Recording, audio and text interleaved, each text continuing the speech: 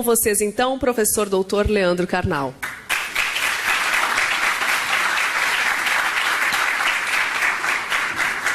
Bem, boa tarde. Um grande prazer, aceito o convite de vir à capital do meu estado. Apesar de estar com uma agenda que era caótica há alguns anos, agora é demente, insana, esquizofrênica.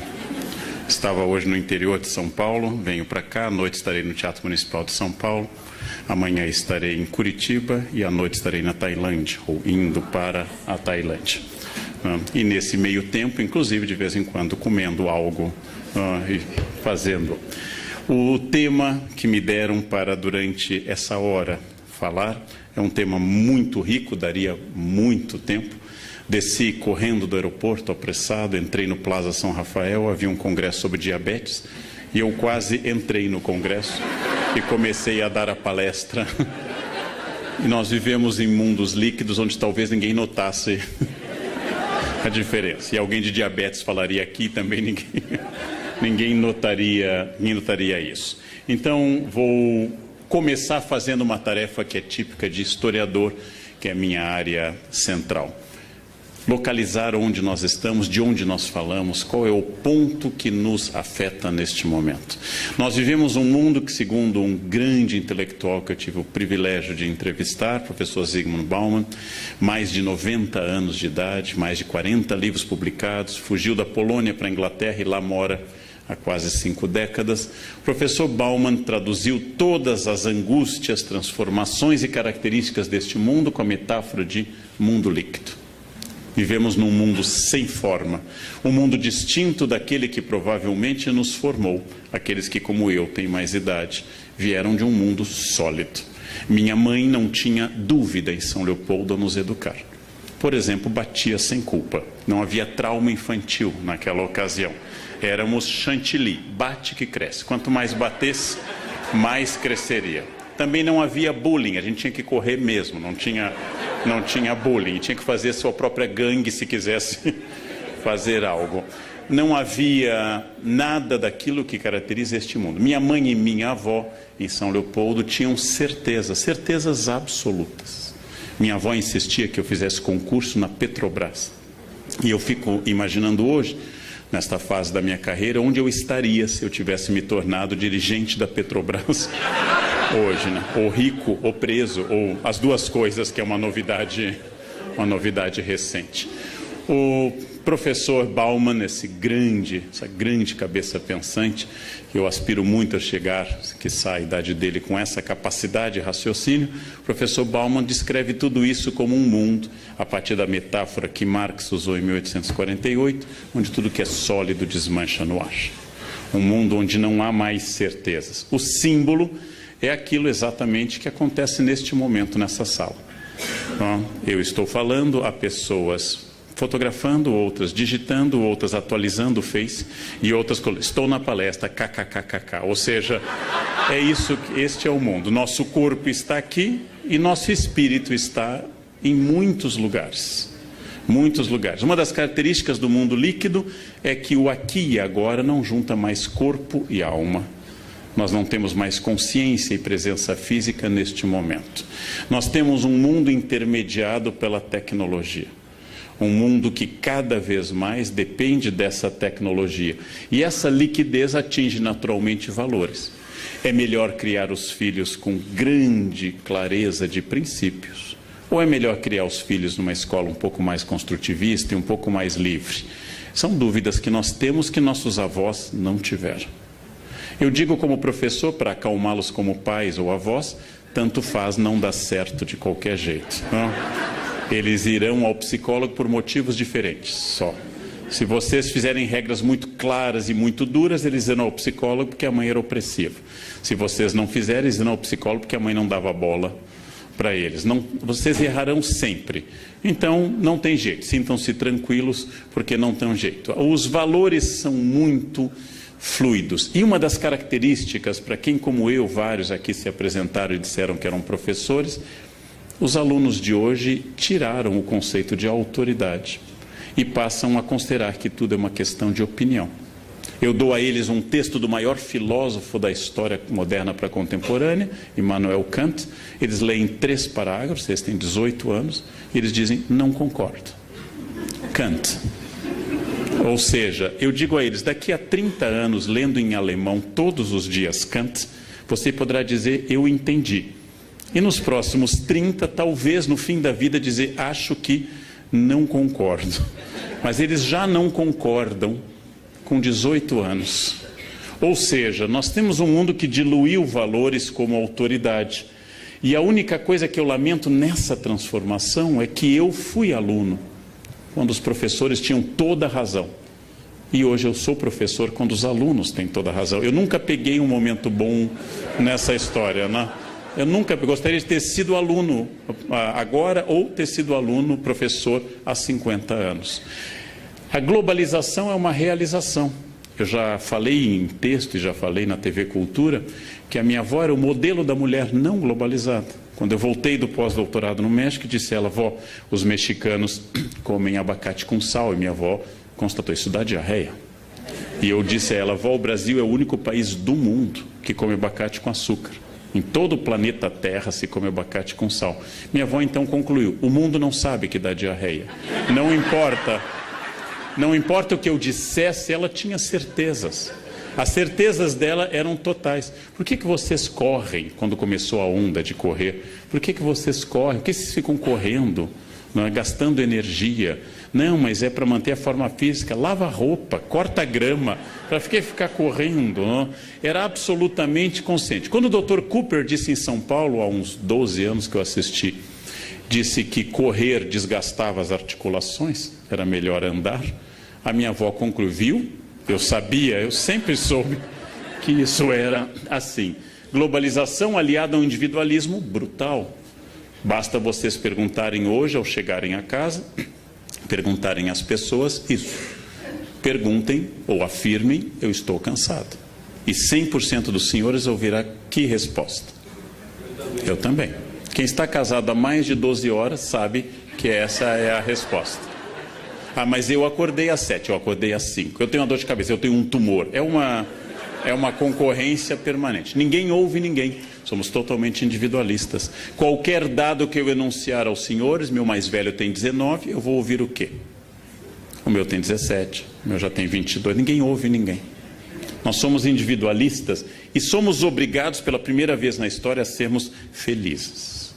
Ninguém entra numa entrevista de RH se não for feliz. É a primeira condição de RH, felicidade. Defeitos possíveis. Entrevista de RH, perfeccionismo. Não, mas diga um defeito de verdade, obsessão com horário. Não, mas um defeito mesmo, colocar a empresa acima da família. Esses são os nossos defeitos. Há 100 anos uma foto batida, e eram raras, ninguém sorria. Porque sorriso fácil era coisa de gente estúpida. Hoje é obrigatório sorrir e ser feliz o tempo todo. E se você não está feliz, há remédios para isso. Porque a tristeza é considerada não um estado de espírito como a melancolia dentro da teoria dos humores, a melancolia, mas é considerado um defeito. A pessoa está triste, faleceu meu pai, você está triste, toma um remédio, mas faleceu o pai, deve estar triste, se não estiver há um problema. Mas na verdade a melancolia é considerada hoje uma doença, ela é tratada. O que na minha geração era criança desatenta, hoje deve ser tratada com Ritalina. Existe déficit de atenção? Sem dúvida, mas ele é raro. O que existe mais é vagabundagem mesmo. Mas a gente medica tudo. A gente medica tudo. Em alguns países medicam mais do que os outros. Onde começou essa mudança com a qual eu introduzi minha fala? Quando, por volta de 1455, Gutenberg, na região que viria a ser a Alemanha, traduziu um princípio chinês que provavelmente ele não conhecia, que era a imprensa com tipos móveis. Se uma Bíblia antes levava anos para ser copiada e iluminada por monges, ela agora pode ser impressa rapidamente. O primeiro livro da história impressa é uma Bíblia. O Brasil tem 2 exemplares dessa Bíblia e o conhecimento começou a se capilarizar, metáfora biológica, ou se atomizar, metáfora física. O que aconteceu no século XV é idêntico ao que acontece hoje com a internet, ampliação do conhecimento. Antes, apenas meia dúzia de padres tinham acesso ao conhecimento. Jean Delumeau, historiador, diz que a Bíblia é o incenso da reforma. Sem a Bíblia, sem a imprensa, não teria ocorrido um fenômeno como Lutero. Não teria ocorrido um fenômeno como Calvino, que passam a imprimir seus livros. E imprimir cada vez mais rápido e passam a difundir. Esta mudança tecnológica atinge esse objeto que aqueles que na sala conhecem naturalmente têm certa idade. As pessoas que têm a minha idade para cima têm um mantra na cabeça: ASDFG, C cedilha LKJH. Esse é um mantra. E aí vem uma das coisas notáveis deste mundo contemporâneo. Eu, Leandro, tenho diploma de datilografia. É um dos tantos diplomas inúteis da minha vida. Eu tenho um diploma de datilografia. E meus sobrinhos mais novos, que nunca estudaram datilografia, digitam mais rápido do que eu. Ou seja, eu fui preparado para um mundo que não existe mais. Uma criança me perguntou na exposição que eu fiz em São Paulo, a escrita da memória. Eu mostrei uma máquina antiga com teclado QWERTY para mostrar como funcionava o teclado, e ela perguntou: tio, o que é isso? E eu dei a resposta de um professor: isso é uma impressora wireless. E ela achou muito moderno, uma impressora wireless que capta sinal em qualquer lugar. Com essas metáforas eu mostrei a ela algo que ela nem entende mais.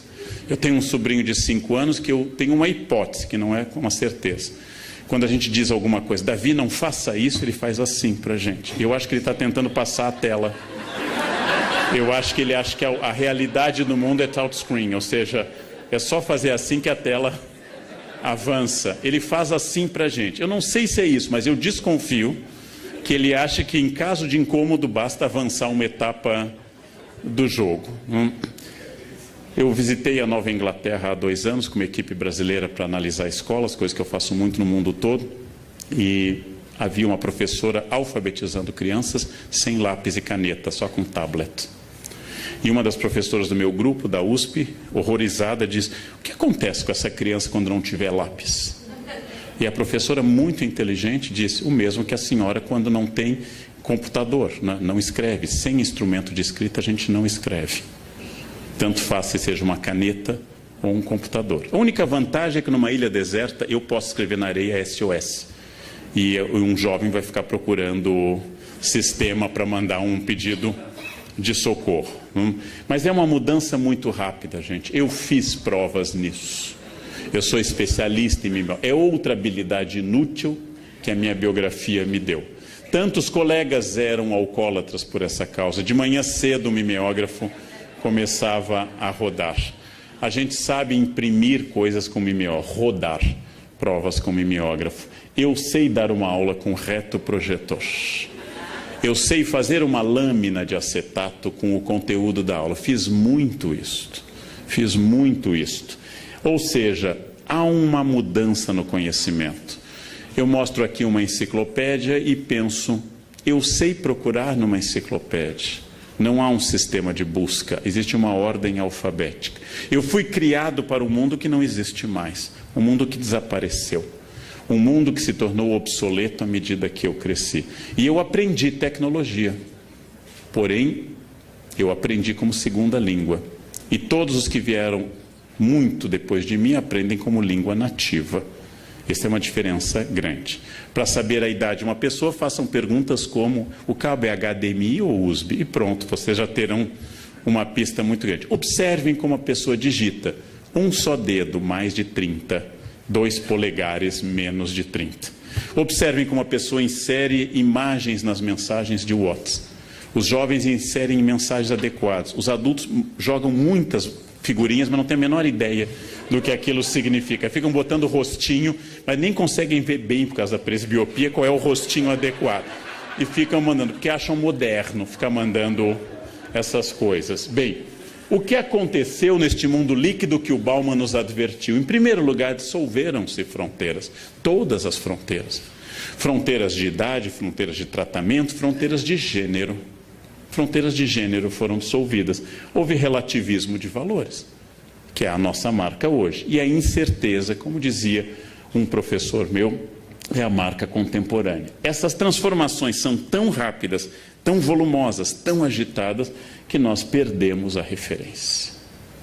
Lembrando que um homem que dormisse no ano de 1100 e acordasse em 1300, veria muito pouca transformação na Europa. Um homem que dormisse em 1980 e acordasse em 2015 não se comunicaria conosco. Se eu dissesse a ele, um homem de 1980 manda um torpedo, ele imaginaria uma batalha naval. Não, passa um what? Que? What? Não, ele não saberia se comunicar, porque em 1980, em alguns lugares muito avançados, havia impressoras matriciais. Não havia mouse e havia teclados de fósforo verde do computador. Havia disquetes grandes. Disquete, jovem, anotem, depois o tio faz uma explicação. Vão anotando essas palavras vintage. Disquete. Isso. Esses dias eu traduzi um poema na Unicamp e aparecia a palavra petticoat em inglês e as pessoas, o que é isso? Eu disse, anágua. Aí silêncio. Silêncio. Anágua é o máximo. O que é comum? Confundir o fim de um mundo com o fim do mundo. Quando eu começo a dizer o mundo está acabando, significa que o meu mundo que me deu significado está acabando. O mundo que me traduziu está acabando. O mundo que eu aprendi a viver, o mundo das minhas novidades está acabando. Quando eu tinha 7 ou 8 anos, nós viemos a Porto Alegre conhecer a escada rolante nas lojas americanas e tomar uma banana split lá em cima. Viemos conhecer e voltamos todo orgulhosos para o Colégio São José em São Leopoldo, dizendo, a gente conhece a escada rolante, que o quê? A escada sobe sozinha, a gente tem que dar um pulinho nela e ela vai... E ninguém acreditava, achava que a gente estava brincando com isso. Este é o meu mundo. Não é o século XV. Este é a metade para o fim do século passado. Este é o mundo que me formou. Este mundo passou rapidamente. Por isso que meus alunos, eu disse, sempre me elogiam e dizem, professor, o senhor está bem para a idade. Porque alguém de 18 anos olha para alguém de 52 como eu e diz, nossa, que é um milagre, né? Eu vou ao banheiro sozinho, por exemplo. Infelizmente, vou banheiro sozinho. Todas essas questões são questões de uma rapidez de fatos. Que quando as pessoas olham para um ídolo do passado, para quem tem 14 anos é Xuxa. Quando falam de um ídolo do passado, é algo anterior à atual década. Isto significa que este quadro do Munch, o Grito, pintor norueguês, é o quadro fundacional da modernidade, pintado na década de 1890, há várias versões. Ele pinta o Estreito de Oslo, o Fiord de Oslo, ele pinta o céu alaranjado, provavelmente pela erupção do Krakatoa, e ele pinta esse mundo sem linha, desesperado, expressionista, sem muita tranquilidade. A modernidade líquida começa neste momento, com essa dependência tecnológica. Realmente, a primeira definição contemporânea de inferno que eu acabei de ouvir é que inferno é um lugar sem rede Wi-Fi. Este é o inferno. É um lugar que você não consegue conectar nada. Isto é, literalmente, hoje, o inferno. E a linguagem, naturalmente, tem que acompanhar essa rapidez líquida. Não, já falou. Isso é uma mensagem. Machado de Assis, nosso gênio da língua, morto em 1908, diria, não é língua portuguesa, mas o autor é gaúcho, RS. Achim não é português, TB também não, e o resto também é um código. Machado, um dos maiores conhecedores da língua portuguesa, não entenderia essa mensagem. Hoje é exatamente o contrário. A mensagem longa com sujeito e predicado, com muitos períodos marcados pela subordinação, é incompreensível a alguém jovem. Frases de Vieira, textos do Hamlet, são incompreensíveis para um jovem. Porque ele não consegue manter a unidade de compreensão ao longo de mais de 4 orações. É uma mudança estrutural na linguagem. A televisão, eu assessoro a Globo para novelas históricas, a televisão não usa mais orações subordinadas. Usa só coordenadas absolutas assindéticas. Ponto e vírgula desaparece porque não existe mais a possibilidade de escrever longas orações com unidades de sentido distintas. Para eu me comunicar neste mundo, eu tenho que começar a ser sintético e a usar imagens. Senão eu não me comunico. E está surgindo um novo português que não é pior. A língua é um objeto vivo. Um dia foi vossa mercê. No século XIX surgiu você, e hoje é VC. É possível que no 22 seja só apenas o V, ou só o C. A isso, porque eu tenho que comunicar cada vez mais com menos. Como escreveu minha empregada ano passado, eu guardei o bilhete e disse a ela, vou usar em palestras. Ela me escreveu, professor, nessa quinta eu venho na sexta. É uma mensagem fabulosa, né? É uma mensagem fabulosa. Ela está me dizendo o seguinte, ao contrário do hábito de vir à sua casa às sextas-feiras, às quintas, excepcionalmente nessa, eu virei às sextas. Só que isso é muito comprido. Então é melhor, professor, nessa quinta eu venho... Ela me disse tudo o que tinha a dizer. Isto dentro de linguística não é nem erro de português. Isso é a criação de que a gente chama de uma linguagem, de um familieto, de uma linguagem nova. Eu também posso dizer que está surgindo uma unificação verbal. Uma moça do Correio em São Paulo, quando eu disse eu tenho que despachar isso para cá, isso para outro país, isso, e eu perguntei, você entendeu? Ela olhou para mim e disse, entendeu. Ela está unificando o tempo verbais. Aquele sofrimento que eu entendesse, que tu entenderias, eu entenderei, essas complicações vão já... Eu entendeu, tu entendeu, ele entendeu. Ou seja, unidade semântica do pretérito. Acabando com essas bobagens de futuro do presente, pretérito imperfeito, essas coisas que complicam muito a vida. Eu não estou lamentando com isso. Eu não estou lamentando a simplificação do português. Eu não acho que as pessoas eram mais felizes quando usavam subjuntivo. Eu estou comentando que nós estamos numa transformação de velocidade da linguagem, de tipologia da linguagem.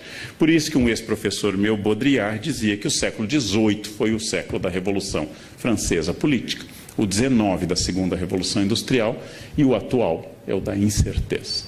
A atual revolução é a incerteza. São os alunos que subjetivam tudo. Tudo é subjetivo. Tudo depende unicamente do sujeito e deve ser apenas registrado e não vivido. Pessoas que fotografam alguém se afogando, ao invés de ajudar. Eu fiz uma experiência muito interessante. Eu sempre desligo o celular quando eu começo a trabalhar. Sempre, sem exceção. Eu nunca trabalhei com o celular ligado na minha vida. Mas eu estava irritado com os meus alunos da pós, que ficavam me acompanhando pelo celular. E aí eu fiz uma experiência pedagógica, bem professorzão. Eu deixei ligado e fiz falsamente que eu usava durante a aula, coisa que eu nunca fiz na vida, espero nunca fazer. Eles faziam uma pergunta, só um pouquinho, aí eu olhava o celular. No final da aula, eu triunfante fiz a pergunta piagetiana. Vocês entenderam o que aconteceu hoje? Eles, não, professor, o que foi? Ninguém notou. Ninguém notou. O que significa isso? Que eu preciso morrer, é lógico. A geração seguinte precisa chegar, porque eles não se importam mais com o celular. Eu me importo no trabalho muito. Eu não me importo com o celular naquilo que ele pode me servir. Mas quando eu estou trabalhando, eu me importo muito. Eu fiz essa experiência que eu contei até num café filosófico, numa reunião com uma arquiteta, e ela atendeu o celular assim que nós sentamos. Eu esperei, depois ela atendeu de novo, eu esperei de novo. Na terceira vez tocou, era eu ligando para ela. E dizendo, já que você prefere, vamos continuar pelo celular. É estranho, mas é uma questão de mudança. É uma questão de que a imagem é mais importante do que qualquer outra coisa. Registrar é mais importante do que qualquer outra coisa. Quer dizer, o mais importante é o que ocorre em todos os lugares e que é um gesto de simpatia, não há nenhuma antipatia nisso. As pessoas têm que tirar foto, inclusive comigo, como aconteceu 1.500 vezes aqui fora. Elas têm que tirar foto. Esta é a prova que eu vivi a experiência. Isso não é ruim, é simplesmente a imersão de uma nova característica. A imagem é a experiência. Não fotografou, você não viveu. É provável que uma criança de 1 ano tenha mais fotografias do que todo o século XIX teve. Eu não tenho da minha avó, de nenhum dos meus avós, nenhuma fotografia deles anterior ao dia do casamento. Era a primeira fotografia deles, no dia do casamento. E outra em alguma festa familiar. Isso em ambientes já urbanos. Este é o choque cultural. Eu sou submetido, eu sou exposto a uma velocidade cada vez maior e cada vez mais dados. Quem achava que a internet acabaria com papéis, quem achava que a internet acabaria com casa atulhada, enganou-se. Hoje nós temos internet, computadores e papéis. Nós temos memória no computador e papéis. Os papéis continuam sendo mandados. Cada tese que chega à minha casa semanalmente, são 4 ou 5 eucaliptos derrubados. Chega em PDF e em papel para isso. Mas há uma confusão que é preciso ser dito, que atinge o tema da nossa reflexão de hoje. A informação é extraordinariamente grande, mas isso não é formação. E as pessoas estão confundindo as duas coisas. Nunca tivemos tanto acesso à informação, mas isso não me torna nem médico, nem historiador, nem advogado. Isso não me torna sequer um bom cozinheiro, sequer uma boa bordadeira.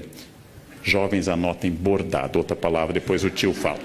Então, não tenho, como brinca um grande amigo meu médico, o Jair Vidal, os pacientes chegam com o seu exame já consultado do Dr. Google. Ah, meu HDL está tanto. E ele pergunta, o que você recomenda nestes casos? A confusão entre informação e formação é muito grande, porque nós temos um imenso alargamento de fontes e uma menor relevância dessas fontes. Tenham conta que Santo Agostinho, teólogo mais influente do Ocidente, leu menos e tinha menos livros do que qualquer um dos senhores. Santo Agostinho provavelmente tinha uma biblioteca de 200 livros. A minha na Unicamp tem 6.000 e é o meu menor depósito. E o mais notável, eu sou muito menos que Agostinho de Hipona. Isso é que é o notável. Eu tenho muito mais informação que Agostinho de Hipona. Eu sei coisas que Agostinho de Hipona nem desconfia. Mas como Agostinho de Hipona tinha apenas uma Bíblia, e eu tenho 17 traduções da Bíblia, ele lia aquela Bíblia sem parar e refletia sem parar sobre aquele texto. E eu leio todas as fontes. Vejam um exemplo. Em 1853 estreou a Traviata, linda ópera de Verdi, no Teatro La Fenice, em Veneza. Foi um show para as quase 500 pessoas que puderam ver essa estreia histórica. Mas só aquelas pessoas. Ninguém fora daquela sala teve acesso à música ou à valsa do brinde que começa a ópera.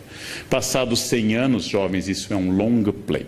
Passados 100 anos, eu podia comprar 10, 20, 30 versões da Traviata gravada. Não era mais o privilégio de um grupo de aristocratas em Veneza. Passados mais alguns anos, eu posso baixar centenas de gravações musicais da Traviata. Eu posso olhar centenas de vídeos no YouTube. E eu posso ler o libreto completo na ópera e teoria crítica. E não obstante, há menos gente especialista em ópera hoje do que em 1853. E esta é a confusão que as pessoas fazem. Informação não é formação. Houve uma capilarização do conhecimento, não houve um aumento da compreensão. Nós não somos hoje mais sábios do que éramos há 50 anos. Mas nós temos difundido muito conhecimento. Porque a experiência, segundo um grande filósofo alemão, Walter Benjamin, ela perdeu a aura única. A experiência aumentou o meu potencial crítico comparativo, mas reduziu o tempo que eu posso dedicar a isso. Porque eu sou obrigado a fazer muitas coisas ao mesmo tempo. O resultado é que eu obtenho muito mais dados, mas eu tenho dificuldade em filtrar dados válidos. A internet é uma fonte de bobagens inesgotável. A Wikipédia é uma sucessão de asneiras quase indescritível. E não me refiro apenas a erros de datas e de nomes, mas de bobagens mesmo. Porque as pessoas podem livremente interferir. Os dados flutuam. E as escolas ainda não deram este salto, as escolas ainda são arcaicas, elas ainda acham que o importante é a transmissão do conhecimento, quando na verdade o desafio hoje é a retenção e a formação do conhecimento. Eu não preciso mais de memória, não preciso mais decorar nada, não preciso saber de cor. E tudo isso está atingindo o ponto que eu quero desenvolver agora, este mundo líquido. Primeiro, acontece como o conhecimento, como aconteceu com tudo, que a fé está customizada. Significa que cada pessoa adapta a si. Agostinho diz com toda clareza que a pessoa que seleciona da Bíblia o que quer e rejeita o que não quer, acredita em si e não na Bíblia. E esta é a regra de hoje. Olha que Agostinho não conheceu o que acontece hoje. Essa é a regra de hoje. Você é católico? Sou. Então o Papa é infalível. Não, eu não acredito nisso. Maria é virgem. Ah, não, essa parte eu não concordo. Você é contrário à pílula anticonceptiva? Não, eu sou a favor da pílula. Não, você acha realmente que é pecado, por exemplo, isso e aquilo? Não, isso não. Então, meu filho, o que você é? Já que nenhuma das crenças católicas é sua, mas é a customização da fé. Não, a igreja diz isso, eu vi na Bíblia, mas eu acho que é assim. Essa é a autoridade contemporânea. O eu se sobrepõe a tudo. Ah, eu sou católico, mas eu gosto de acreditar na reencarnação. Bem, o Papa Pio IX definiu como heresia a reencarnação. Mas como você responde? Não, mas o Papa é o Papa, eu sou eu, e eu acho. Ou seja, eu não estou pensando que alguém deva ser dogmático ou não. Não estou pensando se alguém deva acreditar ou não, ser fiel à linha da sua igreja, adventista, presbiteriana, luterana, católica ou da comunidade judaica. Eu estou pensando como eu customizo a fé, como eu adapto ao meu interesse.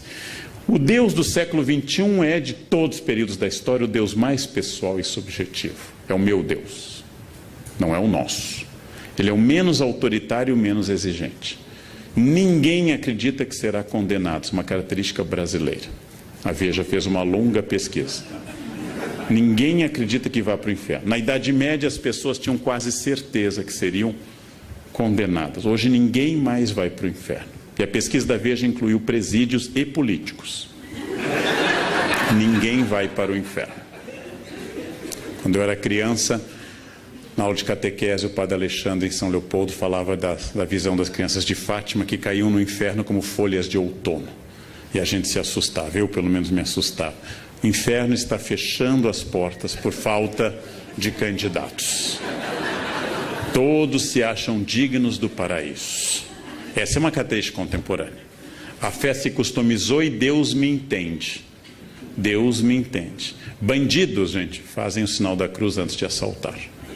Isto é uma característica específica nossa. Temos um certo panteísmo, ou seja, é um Deus diluído em todos os lugares, um animismo panteísta, e a subjetividade, é o meu Deus. Eu rezo do meu jeito, do jeito que eu gosto, nas ocasiões que eu acho importantes. Eu irritei uma vez uma colega de avião, que eu pego muito, porque pela primeira vez na vida, 2 anos já, foi agosto, o avião arremeteu em Congonhas. Eu nunca tinha passado por isso. Ele tenta pousar, não consegue. E vai de novo. E você testa a força do esfíncter anal. Não, você testa a sua consciência intestinal num grau alto. E ele vai fazendo aquele esforço sobre aquela área que a TAM tentou fazer o mesmo e não conseguiu. Você sobrevoa aquela área. Então, é aquele momento, eu, fiel a uma certa ideia ainda de ser gaúcho, fingi tranquilidade. Lendo o meu livro. A senhora do meu lado fazia sinais da cruz ferozes, né? De tudo que é tipo ortodoxo, com 3 dedos, meio satanistas de baixo para cima, fazia todos os sinais da cruz possíveis.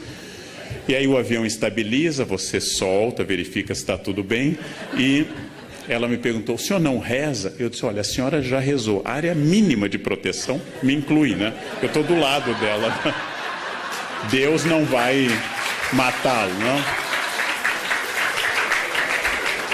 A ideia, ela me olhou com olhares terríveis. Eu gosto de dizer essas coisas, né?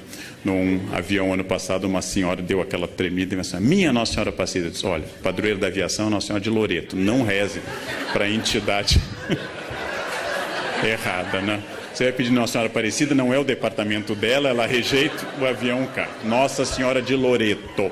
Guardem a palavra. Nossa Senhora de Loreto. Bem, o panteísmo e a subjetividade vêm junto com infantilização. Esse tipo de mensagem de um Deus infantilizado, entre o cafona e a infância, entre o kitsch e a teologia, é hoje dominante. A ideia de Deus é um Deus infantilizado, não é à toa que a expressão Papai do Céu está em alta. Nada de Deus de sofrimento, nada do Deus da Sexta-feira Santa. A procissão do Senhor morto não é mais, a dor, a paixão segundo São Mateus, do luterano Bach, é vista pela beleza artística, não mais pelo conteúdo. É o Deus infantilizado, é o Deus meio cafona que vem sempre ao meu encontro de braços abertos. O Cristo juiz, o Cristo de Mateus 25, o Cristo condenador, o Cristo do fim do mundo está em crise. O Cristo Salvador, a soteriologia, a salvação divina está em ascensão. As imagens dizem sempre: este carro pertence a Jesus, creio em Deus, até o Porta dos Fundos tem um videote que Jesus vem reclamar o carro. Já que você disse que esse carro é de Jesus, Jesus vem levá-lo embora. A adaptação da mensagem religiosa à mensagem de propaganda é outra característica notável deste mundo. A ideia de que eu devo manifestar publicamente, muito mais importante que eu manifeste na camiseta, no carro e no adesivo, do que eu viva qualquer preceito evangélico. Ou seja, aquele motorista que está escrito, esse carro pertence a Jesus, ou tem o peixe, sim, um dos símbolos mais antigos do cristianismo, e hoje de pertencimento a uma igreja específica, também fura o sinal vermelho. E vai. Ou seja, esse carro pertence a Jesus, mas o motorista continua demoníaco, absolutamente demoníaco. A base disso é que a religião hoje tem que ter uma mensagem clara e pessoal. Faz sucesso o padre, o pastor, o pregador, o rabino, inclusive, que fale de cura e prosperidade. E não traga às pessoas a dimensão trágica da existência. A relação é individual, não rezo mais pelo país. Eu rezo sempre por mim e pela minha família. E, finalmente, ela é sempre positiva. Padre, pastor, rabino, mulá islâmico, que fale muito em compromissos, em obrigações e outras questões, perde público. Eu tenho que ser positivo. Essa é uma imagem de um pintor famoso e que faz esse Jesus pop. É uma imagem clássica do coração de Jesus. É um Jesus do século XVIII para o XIX, essa imagem, mas foi aqui adaptada a uma linguagem pop. Jesus com um coraçãozinho na cara. Não é ruim nem bom, o historiador não faz isso. Isto é apenas uma infantilização customizada da imagem de Jesus. Não é menos fiel, já que não temos nenhuma imagem de Jesus. Não é menos fiel à imagem original, mas é uma customização de um Buddy Christ, de um Cristo legal, que me entende sempre, que está sempre ao meu lado, que não estabelece obrigações. Nós temos hoje, como em tudo, inclusive na lei, uma religião dos meus direitos e nunca dos meus deveres. Isso vale para a Constituição brasileira, isso vale para a religião também. Ser cristão significa que Jesus me protege, óbvio. Mas também significa que há um conjunto de obrigações baseadas nesse compromisso. Isso está embaixo. Jesus amigo, Jesus protetor, Jesus Buddy Christ, Jesus legal, é hoje uma marca. Jesus é o meu melhor amigo. Jesus simpático, Jesus handsome, bonitão, estendendo a mão, é o meu melhor amigo. O Jesus da cruz está embaixo. No Congresso Brasileiro existe um crucifixo. Me entrevistaram uma vez, perguntaram o que eu acho. Eu disse: olha, só tem um problema, não sei como não deu processo, mas eu disse: Jesus foi crucificado entre 2 ladrões. E no Congresso tem 513 deputados. É demais. Eu acho que nem Jesus merece essa carga, né? 2 ladrões ainda conseguiu converter um. 513 deputados, gente. Eu pediria a retirada do crucifixo por motivos religiosos e não de Estado laico. Pediria por respeito a Jesus. Respeito a Jesus. Outro traço da crença atual é que ela tem que ser o mais catártica, ou seja, a palavra catarse, palavra aristotélica, o mais cheio de energia, missa animada, seja ela carismática, seja ela um culto neopentecostal. Mesmo naquele protestantismo que é o limite entre o protestante histórico e o pentecostal, que é o batista, um bom culto é aquele culto animado. Erguei as mãos, dai glória a Deus, canta, anima. Eu, como estudo religiões, eu frequentei a missa do Padre Marcelo. Eu recomendo aos senhores, porque é um caso muito interessante, mas tem que ir logo, porque não dá para ir na terceira idade. Você não tem energia, você não chega ao credo, porque senta, levanta, grita, rodopia, não dá. É uma missa para jovens com boa capacidade aeróbica, boa capacidade, porque ele é animado. O cara animado é aquele.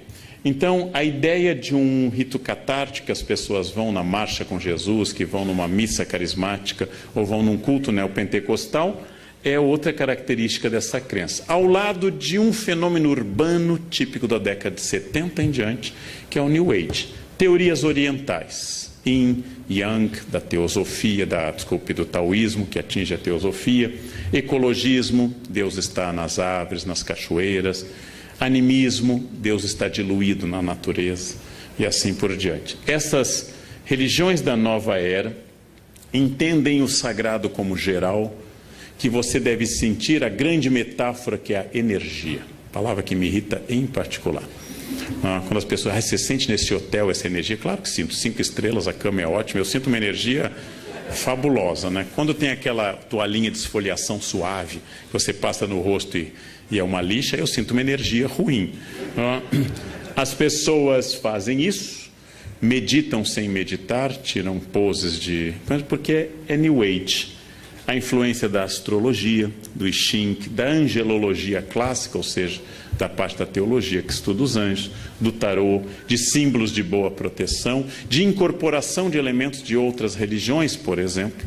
É o caso do Brasil, onde passamos nos últimos 30 anos a utilizar branco no Ano Novo, influência de cultos afro-brasileiros, e agora lingerie vermelha, se você quer amor, lingerie amarela, se você quer dinheiro. Imaginem alguém de cueca vermelha, o que atrai a isso? Um Exu, né? O que atrai uma pessoa de cueca vermelha? Cueca amarela. Imaginem a cena de cueca amarela. Salvo se alguém aqui está cueca amarela, é exceção do que eu estou dizendo. A crença de que tudo isso faz parte de um processo geral, já que não é uma ordem nem cristã, nem especificamente católico, se vestir de branco no Ano Novo. É um conceito do sagrado, um conceito geral do sagrado que incorpora elementos de Kabbalah, incorpora elementos da tradição judaica da interpretação dos números, elementos de angelologia e assim por diante. Este conceito de sagrado tem uma metáfora que une tudo, a energia. Energia é uma metáfora que agora vem acompanhada de uma outra tipicamente contemporânea e que me irrita um pouco, que é física quântica. Quando as pessoas não têm a menor ideia de um fenômeno, elas dizem que é física quântica. Elas também não têm a menor ideia do que seja física quântica. Aliás, elas não têm do que é física newtoniana, que é mais fácil, quanto mais a quântica. Eu também não sei o que é física quântica. Fiz um curso na Casa do Saber de 4 aulas, mas continuo não sabendo. Porém, eu não uso essa metáfora. Quando não tem explicação, é física quântica. Bem, outra questão, a sincronicidade. Tudo ocorre em benefício, em meu benefício, que é um dos pensamentos mais antigos e tradicionais do mundo. Perdi o avião, foi melhor. Foi melhor assim. Tentei viajar, não consegui. Deus tem Parkinson, escreve certo por linhas tortas. Eu vou entender no final. No fundo, é um barateamento de uma das mensagens mais bonitas da Bíblia, que é o livro de Jó. Por que sofrem os bons? Deus diz isso a Jó, né? Você pescou o Leviatã, você sabe o que eu quero, né? Quando Deus recrimina Jó. E só que essa teologia de Jó, que é os capítulos 1, 2 e o final são os mais antigos do Antigo Testamento, essa teologia de Jó vira uma espécie de universo que conspira a meu favor. Minha empregada me diz que leite com manga dá certo, dá morte. Então eu quis demonstrar a ela que isso é uma lenda e comi manga com leite. Não morri. Ela disse, não, mas o senhor é neto de alemão, não funciona. Então já tem uma variante. Só mata brasileiro luso, clássico, né? Aí ela me disse, não fala, professor, que acontece. Eu disse, esse teto vai cair, viu? Não caiu, então não acontece. Não. E ela, não, mas não é assim, tem que dizer com convicção.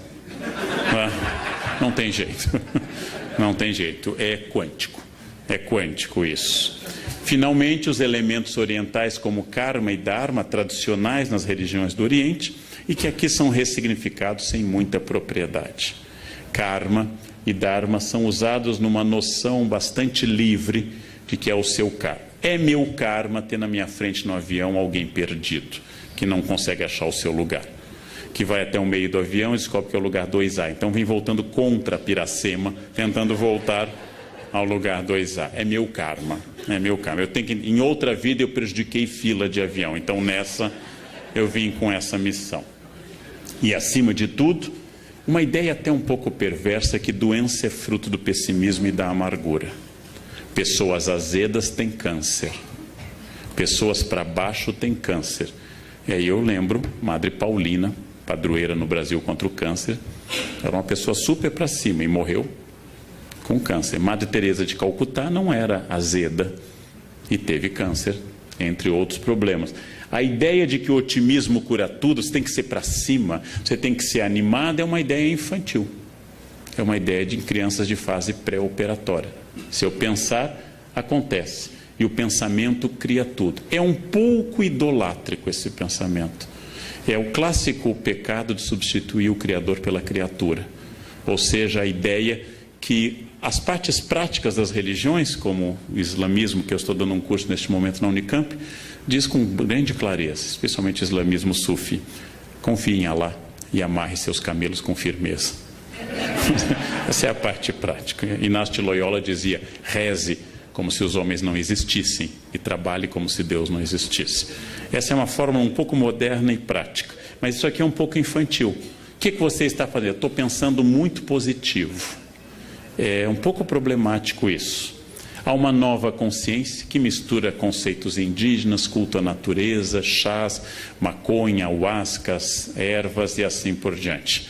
Essas pessoas fundem num sincretismo contemporâneo essa crença. Eu vou dar um exemplo que eu visitei e não conhecia ela. Quando eu fui a primeira vez, ela já tinha falecido. Mas a tia Neiva é uma ex-caminhoneira que fundou perto de Brasília o Vale do Novo Amanhecer, onde as pessoas se vestem com roupas egípcias, incas, católicas. E ela já faleceu, e aqui está a tia Neiva com seus mentores, que são entidades indianas e indígenas, e também católicas. E aqui estão as pessoas que eu fotografei no Vale do Novo Amanhecer, vestidas com roupas ora ciganas, ora que elas atribuem que seja da época de Jesus e assim por diante. Essa comunidade é gigantesca. Então muita gente vai para lá e segue. Essa é uma customização fabulosa que vem acompanhada nas cidades de um outro fenômeno, a teologia da prosperidade. Substituindo talvez a teologia da libertação, que pregava uma análise sociológica de base provavelmente de materialismo dialético, surge uma ideia de que Deus, ao abençoar, traz a prosperidade pessoal. São os cultos que eu frequento bastante para fazer anotações, em que se diz, por exemplo, se eu conheci Jesus e eu saí do Serasa. Eu estava longe de Jesus e eu estava com a conta no vermelho. Agora eu conheci Jesus, eu comprei um Corolla, já temos uma casa em Tramandaí e nós vamos em breve fazer uma viagem até Bariloche, a gente vai ver neve. Essa ideia de que Jesus acompanha a prosperidade econômica, contrária à tradição de que a pobreza nos aproxima de Deus e a riqueza nos afasta, essa teologia da prosperidade faz muito sucesso. Faz muito sucesso. Deus quer não apenas seu bem-estar espiritual, óbvio. Deus quer não apenas a sua saúde, mas Deus quer também a sua prosperidade material. E esta é uma novidade. Ela começa na década de 70 aproximadamente, com os textos do atual bispo Edir Macedo, e depois se espalha por vários cultos e atinge várias percepções cristãs em particular. Quando eu digo isso, em nenhum momento eu estou dizendo que isso é errado.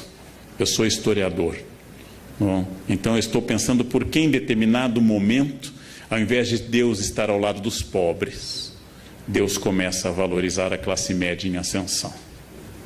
Amando os pobres, mas mirando na classe média em ascensão.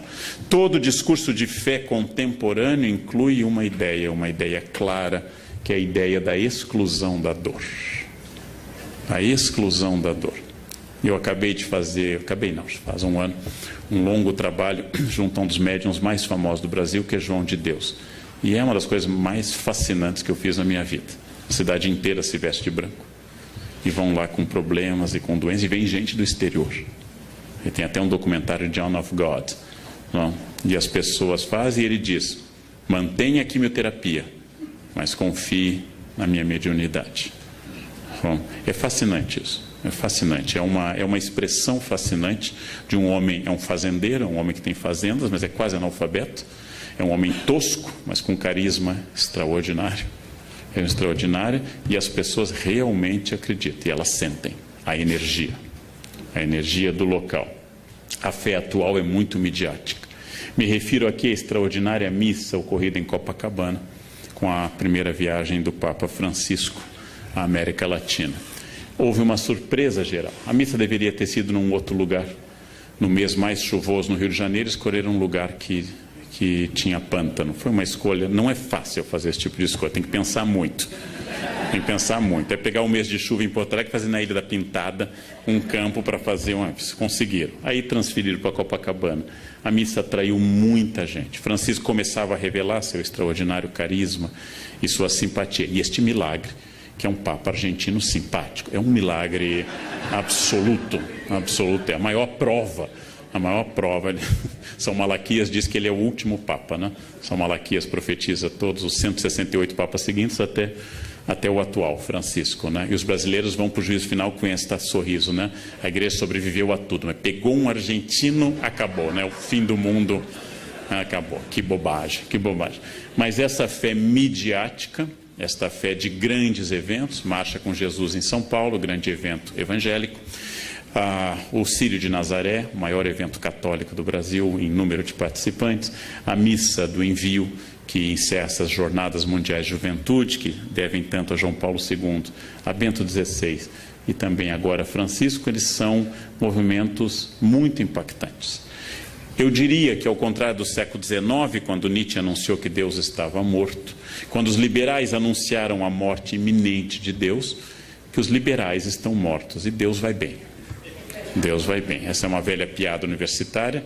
Deus está morto, assinado Nietzsche. Embaixo, Nietzsche está morto, assinado Deus. Ou seja, uma velha piada. Se há 50 anos, que era um período muito mais conservador, como eu acabei de falar para a revista Isto É, há 50 anos havia poucas emissoras religiosas de rádio e de televisão.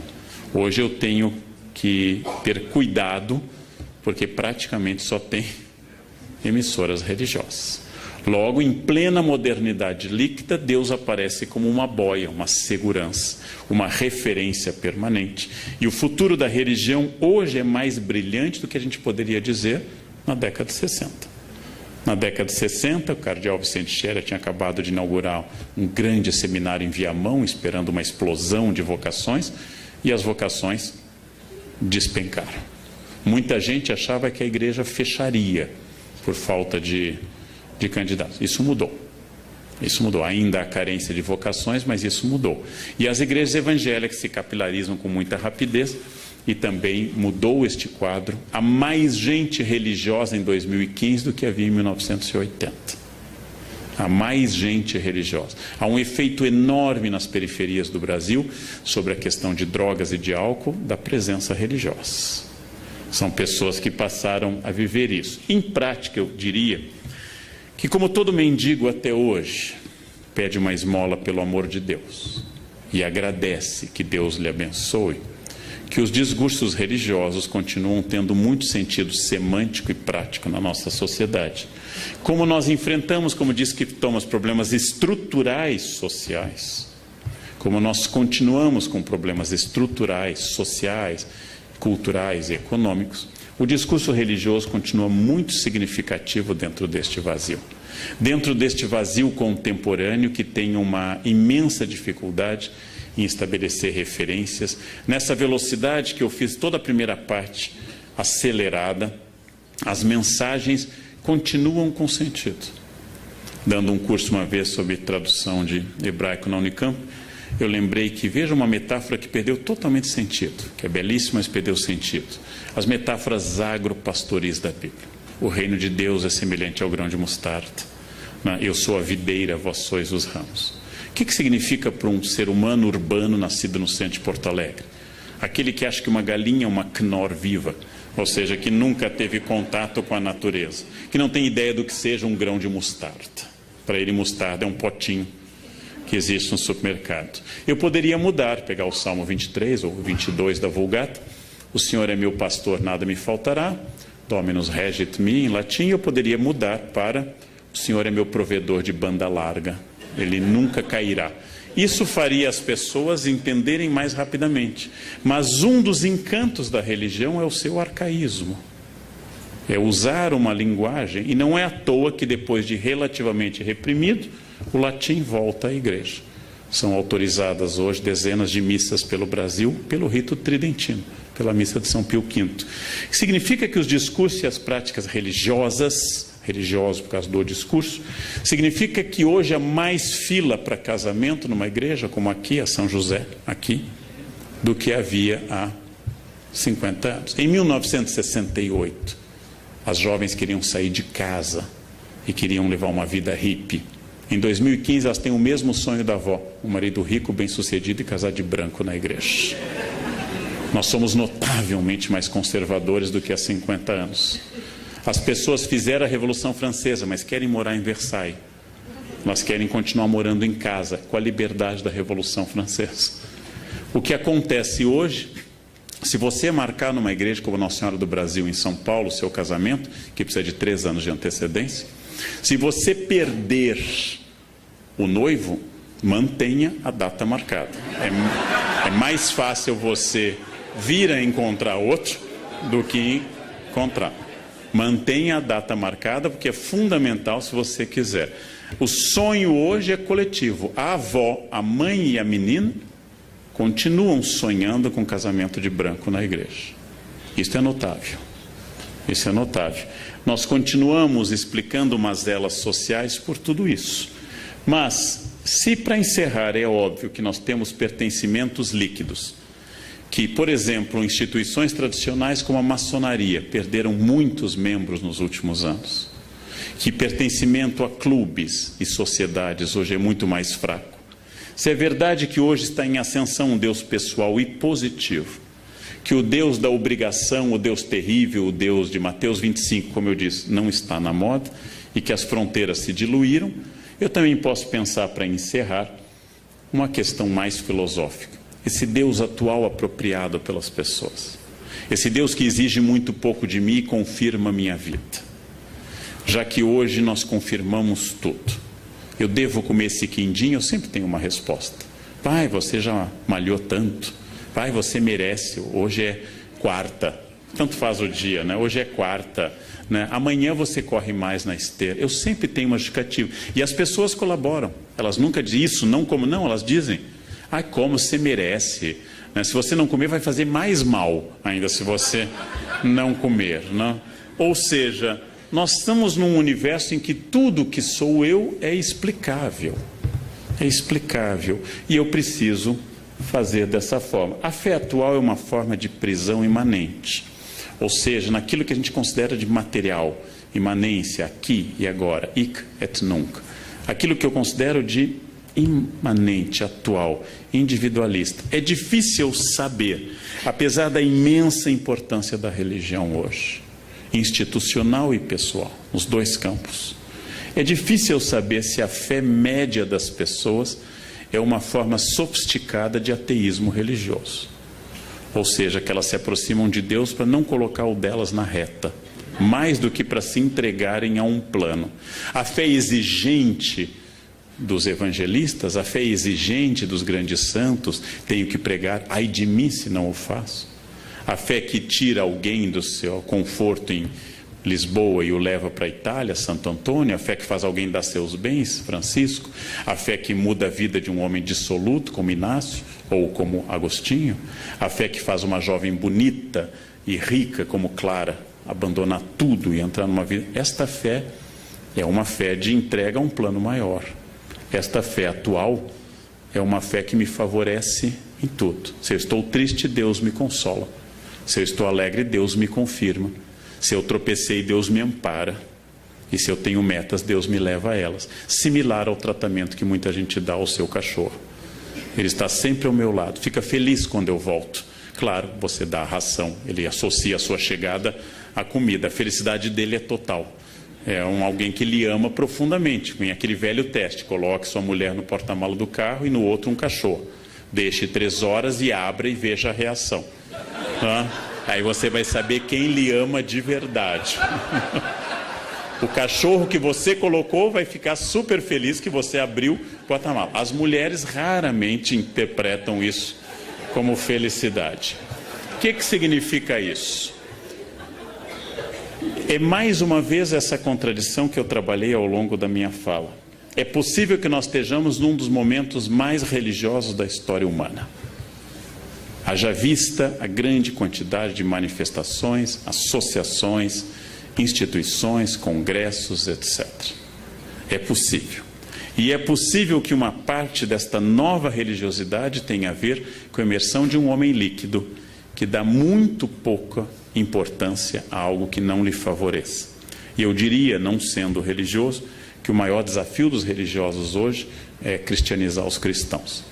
Esse é o grande desafio. O desafio do século XV era cristianizar indígenas, no XIX eram os asiáticos, os africanos, idólatras, liberais, ateus. Hoje o desafio é cristianizar os cristãos e parar de dizer Senhor, Senhor, e começar a entender o desafio que significa uma opção de entrega.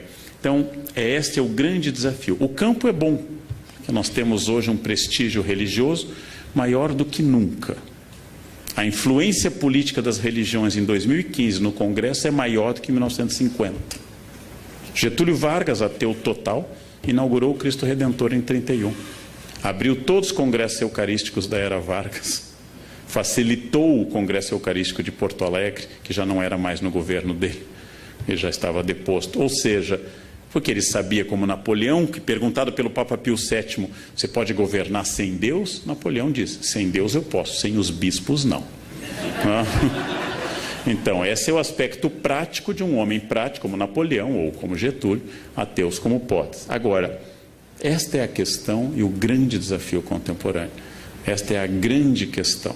Quer dizer, como enfrentar um ambiente que formalmente é religioso e na prática é completamente egoísta, voltado para si e totalmente alheio a quaisquer desafios religiosos possíveis. Né? Como falar de Deus para quem tem Deus no carro, na casa, na camiseta, mas só não tem no coração e na atitude. Esse é um desafio, é o mesmo desafio de sempre.